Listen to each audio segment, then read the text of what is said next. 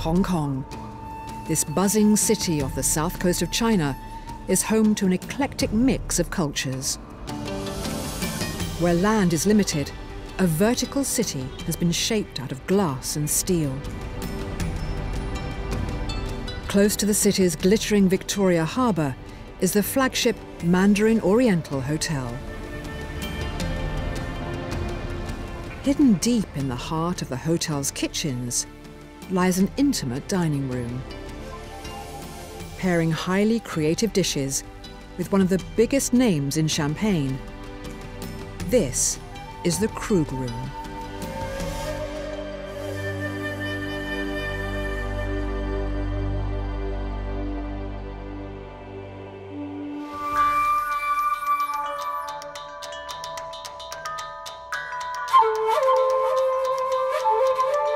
The restaurant's secluded location means it's not a place a guest might stumble upon by chance. The restaurant is tucked away inside the kitchen in the heart of the hotel, and there's no signs for it. In the beginning, it was a private dining, but then the demand was so big. For the last 2.5, 3 years, it's been really treated as a restaurant. You can book it for a table of 1, for a table of 2, whatever it is. So the maximum we can see 12 people in there. The restaurant teases its guests with its secret location. The only thing what you know when you make a booking for the restaurant is that you meet in the Mandarin Grill and Bar for a glass of champagne. Diners are collected from the bar and escorted behind the scenes through doors normally closed off to the public. I lead the guests through this door. It's a very special place because it's hiding and a secret place in the hotel. En route, guests get to savour some of the hotel's other idiosyncratic delights. This chandelier is 3 tons. This is very, very heavy. Next will be the Chinnery bar. So here you can see the decorations is still maintained very old English pub. And we have very big collections of the whiskey in Hong Kong. Appetites whetted, guests are close to their destination. Then I will lead the diners to go through the door, go to the very exclusive place. So this is the Krug Room door. Here we go. This is the restaurant. This is the place.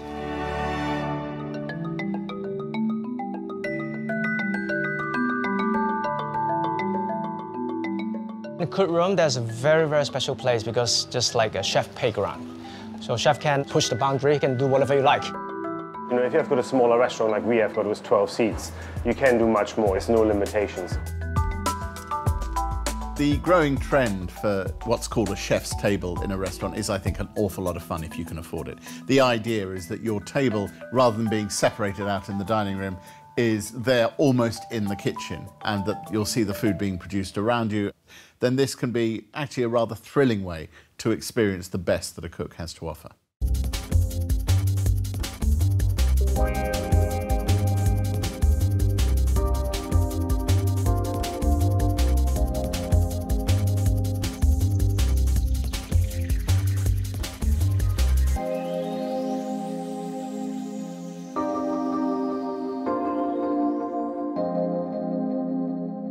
Thank you, welcome, good evening.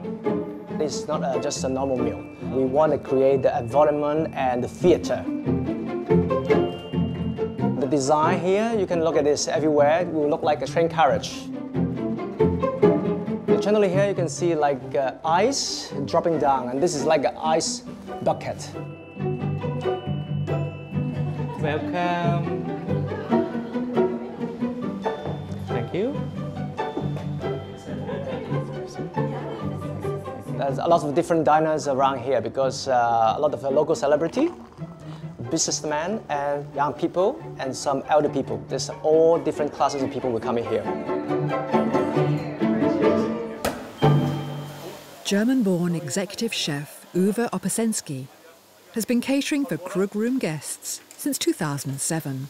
Hong Kong is such a busy city, so I think for me I'll try to take people away from that for 2.5 hours where they don't think about whatever they do in their private life and just enjoy the company they're with and the conversation which comes out of food. During their dinner, guests have a front row seat on all the action. The windows are basically directly into our main kitchen. You've got like 30, 40 cooks in here rushing around, so it adds to a whole theater. And you sit in this restaurant in a very nice, calm environment. You don't hear much noise. You drink your glass of champagne, and you have got delicious food. But you know, everything else around is buzzing and happening because it's an active kitchen. There are no limits to how a great dining experience can unfold, and the story that the chef and the restaurant wants to tell you when you're there. These days, it can be one small table where you're eating with other people, where you're sharing that experience, where you have to sit next to strangers, interacting very closely with the chef themselves. They are a way for the restaurant to execute their vision. Every night we have like 8 to 12 courses menu, depends on how Uwe want to make it specials. Depends on the seasons, depends on the market, what they have it. So very special dining. The focus is on the food and not on the show. That's for me is very important. I mean, first of all, it's the ingredient, and then the question what we have got for us as a team is how we deliver these ingredients in an interesting, different way which represents us. Chef Uwe works alongside head sommelier Ken Wong. The pair have the challenge of crafting menus that work in combination with just one particular brand of champagne. We are the only place in Hong Kong to offer this unique champagne pairing. And we have the best selection of the good champagne. And even some of those is not available in the public market. And I think the complexity of the champagne can really go well with some different type of food. You know, champagne is just very easy for tasting menus, because it constantly refreshes your palates. It gets you ready for the next bite. You discover another layer of the champagne, of the food, so it's actually perfect. There's no limitations. I like to interacting with my guests and share my knowledge, so they can enjoy the best cuisine and also experience something they never tried that before.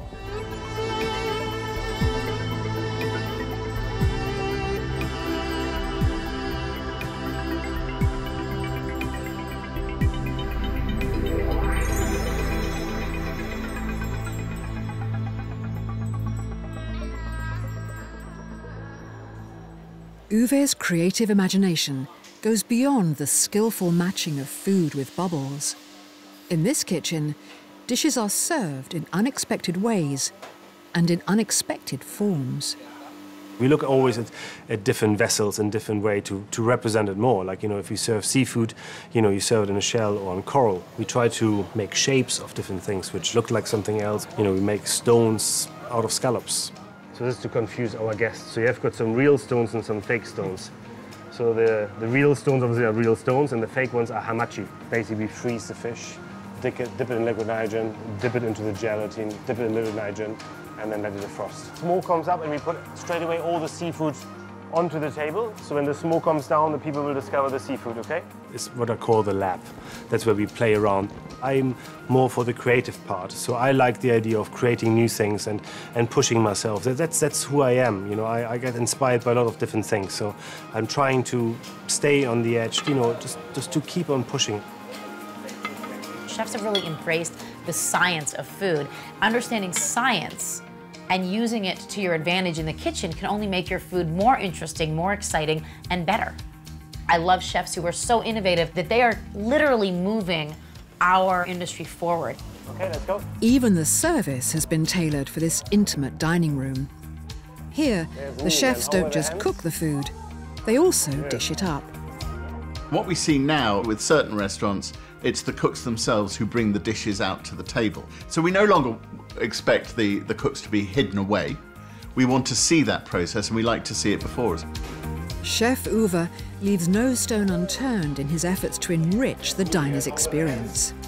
He wants to tickle not just their taste buds, but every one of their senses. I work with a perfumer in Spain who makes special flavors for us. We have got a dish which we call the seaside, where we create sea smell. So, you know, what does the sea smell like when you are sitting by the beach and the water flash against the shore? That's our smoked salmon. Enjoy. Thank you. You know, for me, smell is a very important factor. Whatever you pick up, you always, the first thing you look at it, and the second thing you do, you smell it. It's not enough for Uwe that diners should merely taste the local organic produce at the core of much of his menu. He wants them to touch the hands of the farmers who produce it. But one issue I always have got that you will never see the people actually who produce these amazing products. So I came up with the idea that we would take the farmers' hands and make them in clay. Fresh garden peas with a little bit of ricotta underneath. Then in here, as in every farm, we have got some snails. They're in here and in here. Snails, yeah, of course, snails. Then here. So we use the hands to represent the things which comes from the ground, from their farm, to your table.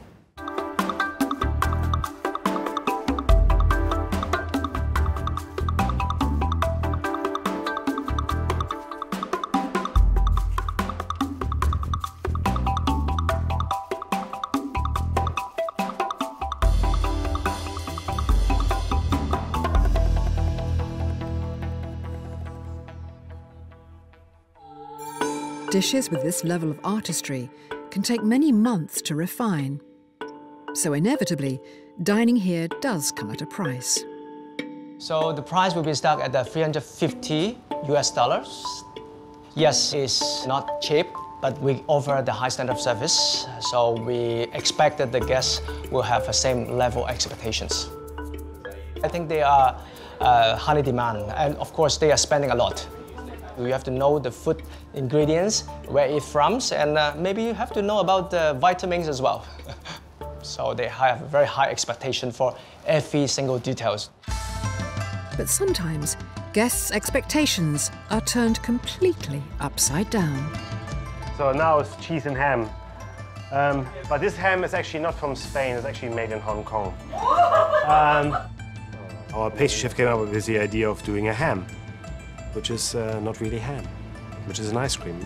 We talked about the flavors first, and then we made a mold out of it. And then so we have got now this beautiful Iberico ham. It's a very special breed. Whole ham is ice cream, vanilla and strawberry, so which I'm going to carve now for you.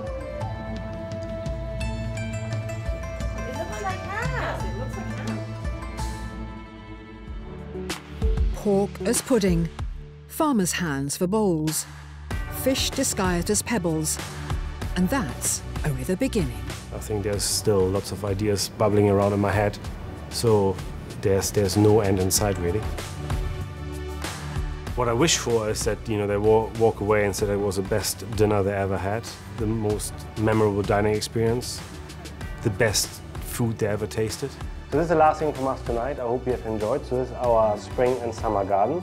And as long as you can combine the product with a fun experience around it, then that's a success. Perfection we will never achieve, but we have to go towards it.